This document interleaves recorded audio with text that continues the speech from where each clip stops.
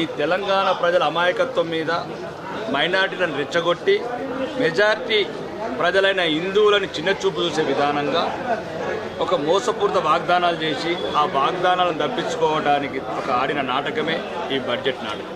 ఎందుకంటే 18 సంవత్సరాల పైబడిన స్త్రీలకు చేయూత స్కీమ్ కింద సుమారు 43,000 కోట్లు ఇవ్వాలి. 1,83,00,000 మంది సుమారు ఉన్నారు.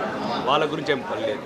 రుణమాఫీ 40,000 కోట్లల్లో 4,000 కోట్లు కేటాయించండి. రుణమాఫీ గురించి అంటే ఏదైతే ఖర్చు లేని 3 లక్షల కోట్ల వాగ్దానాలు చేసి సుమారు 5 లక్షల కోట్ల వాగ్దానాలు చేసి 300 కోట్లు కేటాయించిన ఈ ప్రభుత్వం మళ్ళీ ఈ ముసుగులో ఈ యొక్క మేడిపండు లాంటి కొత్త సీసాలో పాత సారా లాంటి బడ్జెట్ పెట్టి ఈ పార్లమెంట్ ఎలక్షన్లో మళ్ళీ ఒకసారి మోసపూరితంగా తెలంగాణ ప్రజల అమాయకత్వం చేసుకొని ఈ పార్లమెంటు ఎలక్షన్లని కప్పదార్థమని చూస్తున్నది.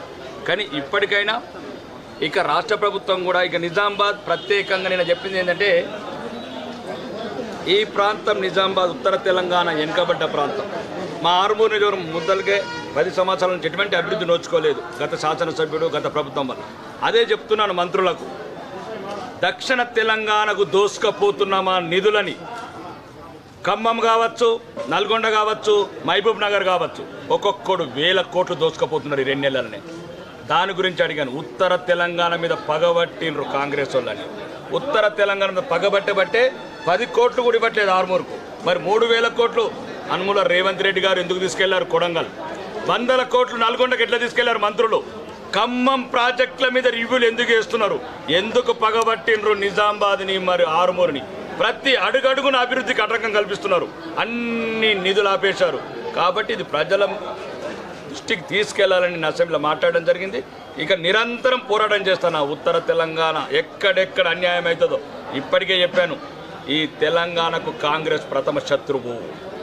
దేశాన్ని చీల్చింది కాంగ్రెస్, రాష్ట్రాన్ని చీల్చింది కాంగ్రెస్, మా అమాయక బిడ్డలను చంపింది కాంగ్రెస్, అందరిని చంపింది కాంగ్రెస్. మళ్ళీ మా బిడ్డలని అభివృద్ధి లేకుండా నిరుద్యోగం పెంచడము, డ్రగ్స్కు అలవాటు చేయడము, ఇట్లాంటి సమయంలో యువకులు తప్పుదో పడతారని నేను చెప్పాను.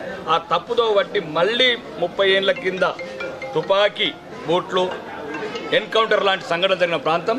కాబట్టి ఇప్పటికైనా ఇక్కడున్న ఇన్ఛార్జ్ మంత్రి గారు కూడా అడుగడుగున ఇబ్బందులు కల్పిస్తున్నారు. ఇక్కడున్న ఓడిపోయిన అభ్యర్థులు అడుగడుగున అభివృద్ధికి ఆటంకం కలుగుతున్నారు. ఒకవేళ మీకు దమ్ముంటే మీ రాష్ట్ర ప్రభుత్వంలో మీరు కాంగ్రెస్ ప్రభుత్వం ఉంటే చాతనైతే నిధులు తీసుకొని రండి. ఆర్మూర్లో అన్ని రకాల అభివృద్ధి చేద్దాం. ఎట్లయితే భారత ప్రభుత్వము రాష్ట్ర ప్రభుత్వానికి సహకారం అందిస్తుందో అది నేను చెప్పడం కాదు. ఆ సహకారం అని ఇప్పుడున్న ప్రస్తుత ముఖ్యమంత్రి రేవంత్ రెడ్డి గారు చెప్పారు. నరేంద్ర మోడీ గారిని కలిసి ఏమన్నారు? 5 నిమిషాల లోపల 10 మంది ఐపీఎస్ ఆఫీసర్లను అలాట్ చేసిన అమిత్ షా గురించి చెప్పారు. కాబట్టి ఇక్కడున్న ఓడిపోయిన నాయకులు, కాంగ్రెస్ నాయకులు ఇంకెవరైనా ఉంటే రాజకీయాలు పక్కన పెట్టండి. ప్రజల అభివృద్ధి, ఇళ్ళు కానీ, స్కూల్స్ కానీ, పెన్షన్స్ కానీ, రేషన్ కార్డ్స్ కానీ వీటి గురించి ఆలోచిద్దాం. ఇవి కాకుండా ఎమ్మెల్యే గారిని ఎట్లా ఇబ్బంది పెడదాము, ప్రజలకు ఎట్లా అన్యాయం చేద్దామని ఆలోచించడం మానేయండి. ఎవరైతే ఇక కబ్జా కోరులు మళ్ళీ ఒకటవుతున్నారో మీ అందరి సంగతి తెలుసు. తర్వాత ఎప్పటికప్పుడు వార్తలను వీక్షించేందుకు Q9 న్యూస్ ని సబ్స్క్రైబ్ చేసుకోండి, లైక్ చేయండి, షేర్ చేయండి. విలువైన సమాచారాన్ని ముందుగా మీరే తెలుసుకునేందుకు బెల్ బటన్ ని క్లిక్ చేయండి.